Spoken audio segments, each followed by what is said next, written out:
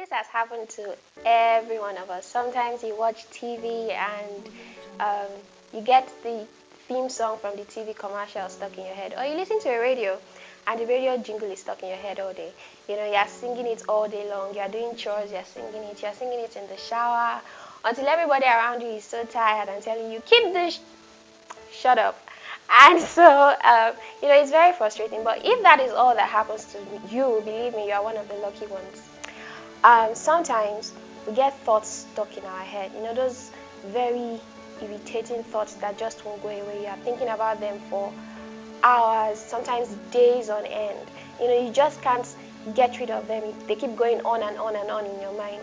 Those kind of thoughts are what we call rumination, and each and every one of us goes through it. Now, what we do not understand is that sometimes rumination gradually becomes a habit, a very bad habit at that. Because it is really bad for our mental health. Sometimes it degenerates into depression, or it prolongs or intensifies an already existing depression.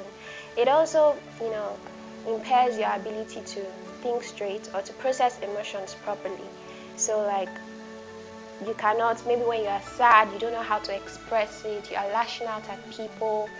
Or lastly, the most annoying part or the most terrible part of rumination is that at some point you begin to feel very isolated. It makes the victim very isolated, and before you know it, people are moving away from you. You begin to push people away from you without even realizing it. In this video, I'm going to be enlightening you on the causes of rumination, and I'll be sharing with you some tips and tricks on how to deal with it so that this terrible habit does not get out of hand. I'm Omotara. Let's talk lifestyle. You're strong.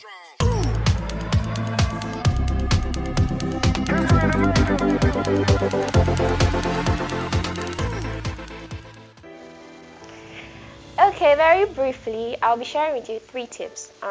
The first one is, most people believe that if they think about something enough times, if they just continue thinking about it, that they would gain insight into their life or into a problem. It's a lie. It's a trap. Do not do it. Don't believe it. Because see, there is a very, very clear difference between rumination and a constructive thought pattern. So don't do it.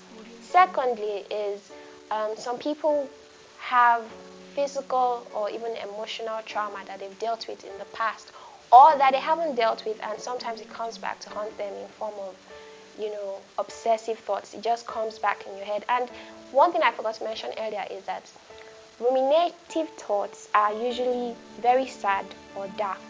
They are never really happy thoughts. So they keep playing in your head and they keep making you feel very sad, just spoiling your whole mood. So if you've had physical or emotional trauma, it is very possible that your ruminative thoughts originate from there. Lastly, some people, or mostly people, are going through it, or people are currently facing ongoing stressors. What do I mean by this? Say you are having difficulty at work, your boss is giving you a hell of a time, or you have just a mountain of work that you haven't been able to finish. Sometimes it could even be, tension at home or family issues. So when you're going through that or something similar, it is very possible for you to catch yourself in that circle of repetitive thoughts. Very shortly, I'm going to be sharing with you tips on how to break the ruminative cycle, so stay with me.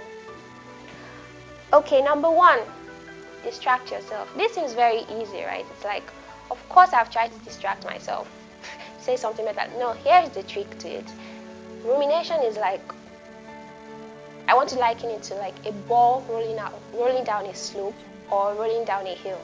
You see, it is best for you to catch that ball in the first 5 or 10 seconds, because once it gathers speed or it gathers momentum, it is going to be difficult for you to chase after it and actually catch it. So the trick to distracting yourself, to stop, obsessive or ruminative thoughts, is to be able to stop yourself in the first few seconds. Immediately you just realize that, I'm ruminating. Look around you, find something to do. pick anything and don't give it a second thought. Don't think about, oh, I'll do this later, or no, just do it. It could be anything from, doing chores around the house, to calling a friend to gist, to, cooking, to watching a movie, taking a stroll around your neighborhood and chatting with your neighbors. It could be playing a game, anything and anything, just to get your mind off that thought for that time.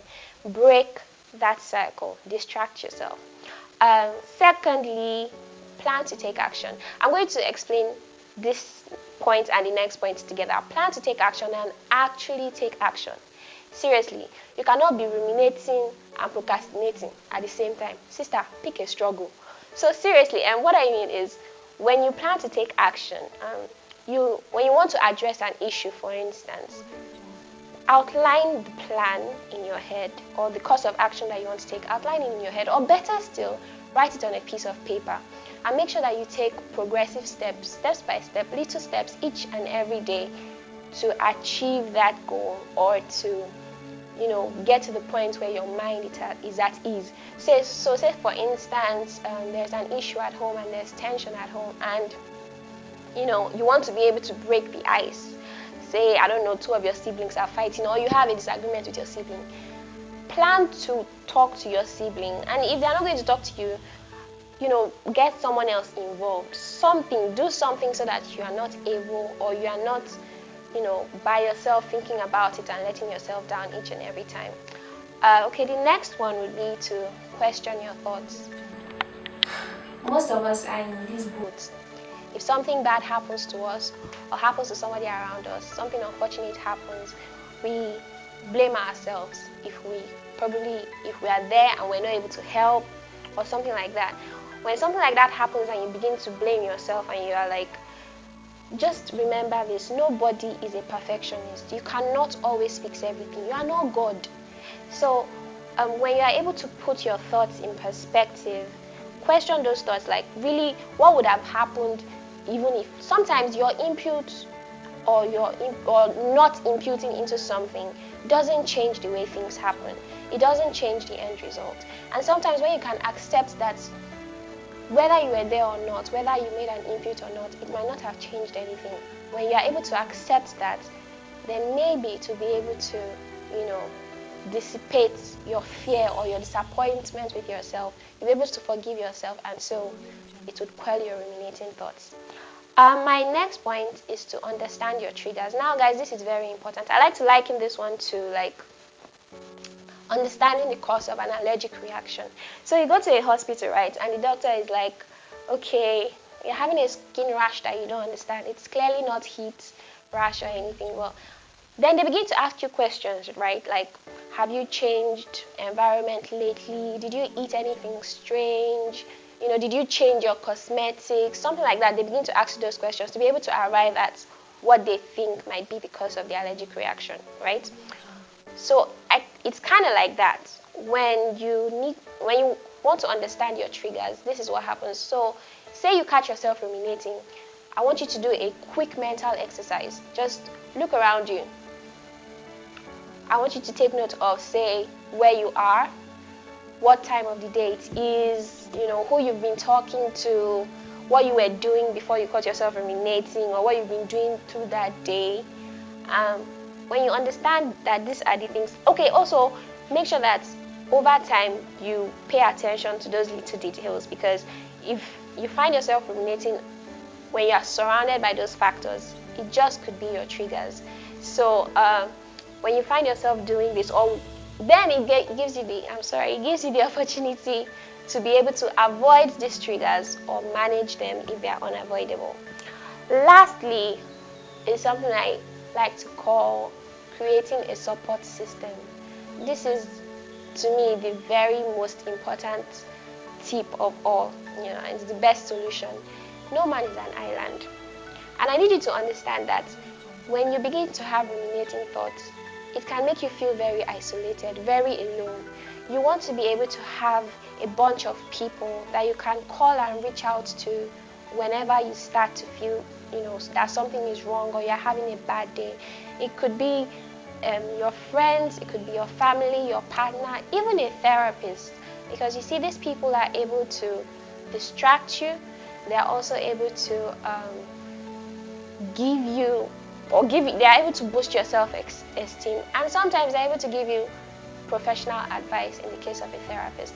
So always surround yourself with these people. Make sure that there are people that they will not be ruminating with you when you tell them what's going on. They actually understand what is going on because you have opened up to them about the problem that you're having. And so when you go to them, they're able to encourage you and help you break out of it. Okay, those are my very important 5 tips that are tested and trusted. Believe me, I'm a victim of rumination myself. Overthinking is what we call it. So I know that these tips work.